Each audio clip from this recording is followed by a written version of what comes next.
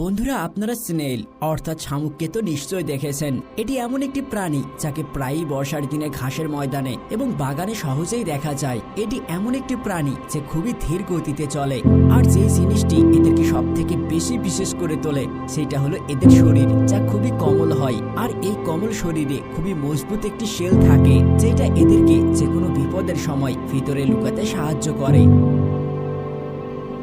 বন্ধুরা, আপনারা জানলে অবাক হবেন, এই পৃথিবীতে শামুকের প্রায় 60,000-এর বেশি প্রজাতি পাওয়া যায়। তাদের মধ্যে কিছু শামুক স্থলে থাকে আর কিছু শামুক পানিতে থাকে। কিন্তু আপনারা কি জানেন এই শামুকদের জন্ম কিভাবে হয়? যদি না জেনে থাকেন তাহলে ভিডিওটি না টেনে শেষ পর্যন্ত দেখুন, কেননা এই ভিডিওতে আমরা বলতে চলেছি শামুকের জন্ম কিভাবে হয়। আর বন্ধুরা, আজকের ভিডিওটি খুবই ইন্টারেস্টিং হতে চলেছে। সবার আগে পুরুষ এবং মহিলা শামুকের মিলন হয়।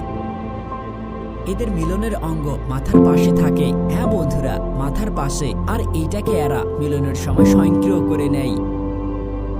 কিন্তু এই মিলন অঙ্গের সন্ধান পেতে এদের অনেক সময় লেগে যায়। আর এর সব থেকে বড় কারণ হলো এদের অন্ধত্ব, কেননা এদের এন্টিনায় থাকা চোখের দৃষ্টিশক্তি খুবই দুর্বল হয়, যার কারণে এরা শুধুমাত্র ঝাপসা দৃশ্যই দেখতে পায়।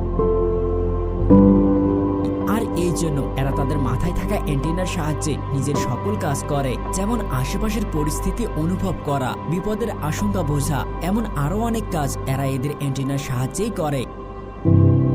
আর প্রায় 7 থেকে 10 দিন পর মা শামুক ডিম দেওয়ার অবস্থায় চলে আসে। কত অসাধারণ পদ্ধতিতে এই ডিমগুলো এদের শরীর থেকে বাহিরে বের হয়ে এক জায়গাতে একত্রিত হচ্ছে। আর যখনই এরা সকল ডিম দিয়ে দেয় তখন এরা সেখান থেকে চলে যায়। আর এদের চলে যাওয়ার 10 থেকে 15 দিন পরেই এই ডিমগুলো থেকে বাচ্চা বের হয়ে আসে।